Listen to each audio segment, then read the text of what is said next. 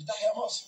انا بتحدى وصوت مدير الشباب والرياضه، انا بتحدى محمود الخطيب، محمود ابراهيم السيد الخطيب، مع احترامي ليه اسطوره في كره القدم وشوبير بتاع المكاشفه اللي خد 6 مليون جنيه من السيد تركي الشيخ عموله في صلاح محسن، ولما جه يبلبط لما قال شوبير جه يتكلم قال له بقول لك ايه ده انت اللي مخلص موضوع صلاح محسن. المهم السؤال بقى فين اللجنه؟ فين التقرير؟ فين التوقيع؟ انا بتحداك لو طلعت التقرير، مش انت بتقول مكاشفه وبنقعد نطلع ورق زي ما انت قلت الولد اسمه زكريا الوردي طلع لك ما حصلش، طلعت لك انا ايه الايصالات بتاع الدفع يورو مصري ودولار، تمام؟ طلع لي بقى محضر اللجنه اللي تحيا مصر. خلي يا ابني وات شويه، قول له يا ابني وات شويه. اللي تحيا مصر استلمت بيه الساعات والفلوس، وقول لي 2 مليون دولار ده غير بقى 228 مليون، ده غير ال 6 مليون اللي خدهم كابتن محمود ابراهيم الخطيب. ولو انتوا رجاله اطلعوا كدبوني من السيد تركي قبل الانتخابات عشان يكسب طاهر ابو زيد، وده ممنوع، ده تمويل خارجي ممنوع. تاني لو انا كذاب اطلع قول انا ما فيش ولا مليم انا خدتهم. ليه بقى؟ لان دول مكتوبين في بلاغ السيد تركي الشيخ اللي راح لمعالي النائب العام ان محمود الخطيب خد مني 6 مليون جنيه عشان الانتخابات ضد محمود السيد محمود طاهر. اطلع، مش انتوا عاملين مكاشفه؟ ما انتوا تطلعوا بتوع مكاشفه، انتوا بتضحكوا على الناس على جماهيركم. وقف الظلم. لا يا نعم.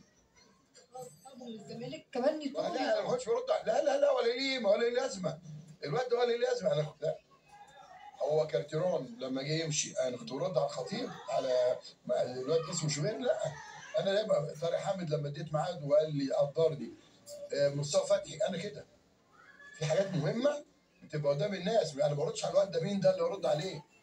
مين ده؟ لا يلا اسمع، انا كنت اصغر رئيس محكمه في مصر، رئيس لجنه الحوادث في مصر شمال القاهره، واصغر رئيس محكمه في مصر، وعضو مجلس نواب من 20 سنه، فاهم يلا؟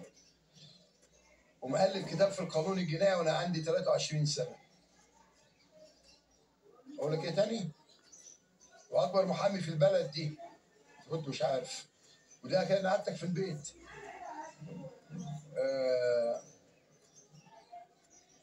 واتعرض عليا بوزير جمال البركه عايش شهر ربنا يديله الصحه الله يرحم ابوه. 2002 اجي وزير مجلس الشعب والشورى واعتذرت. انت مين؟ انت المره الوحيده اللي نجحت في الانتخابات قلت انك ظبطت 5000 صوت. انت مين يالا؟ تعالى يا زوز. انت ولا حاجه. فكل اللي بيقوله ده وريني يا استاذ. هات. طيب ده البنك معايا بقى، البنك ده المصري، تمام؟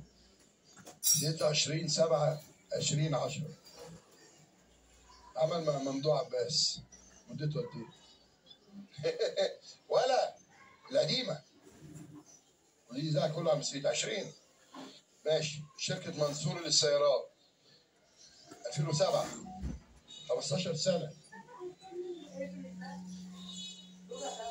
15 سنه وانا اطلعك. الاستيراد 2007 هو ممدوح عباس، 15 منصور للسيارات كل ده طلعته 15 سنه.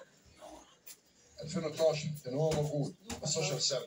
بنك الاستثمار العربي 2012 كان موجود 10 سنين. الشركه المصريه العالميه للسيارات رينو 2010 20 سنه. ما اسمعش صوتك يالا ولا ما اسمعش صوتك يالا.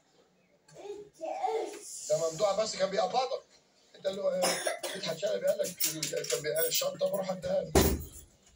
شركه مصريه 20 سنه. محمد عبد الحكم الشبراوي شركه المركز للهندسه والتجاره 20 سنه. حصل مقدم 20 سنه مقدم خدهم، تمام؟ محمد عبد الحكم الشبراوي باشا تكس 20 سنه. تحسين 20 سنه مقدم. ده مثل مجوهرات اهي تحصيل 20 سنه. شركه اوشن فريش ما اعرفش ايه طبعا 20 سنه. ف حاجه تقرف. ودين وريته اهو مين بقى اللي بياخد من 20 سنه. يقول لك احنا عايزين نشوف الورق. ورق؟ انت هتشوف ورق عندك؟ ورق انا؟ انت يا سمسار؟ يا نهار ابيض. ده انت رحت اشتغلت مراسل زي اي عيل تحت التمرين للسيد تركي الشيخ، ودخلته بالعربيه بتاعته لغايه الملعب. صالح سيم عمره ما عملها عشان تكلمه عن بطوله بلاي ستيشن. سمعت صوتك. فاختصار شديد، ده انسان مش عايز يبقى محترم. وانا النهارده بعت الفيديوهات كلها للدوله وللشركه المحترمه، وطلبوا مني اجل اللقاء اللي انا المفروض كنت عملته يوم الجمعه ان شاء الله احتراما اليوم.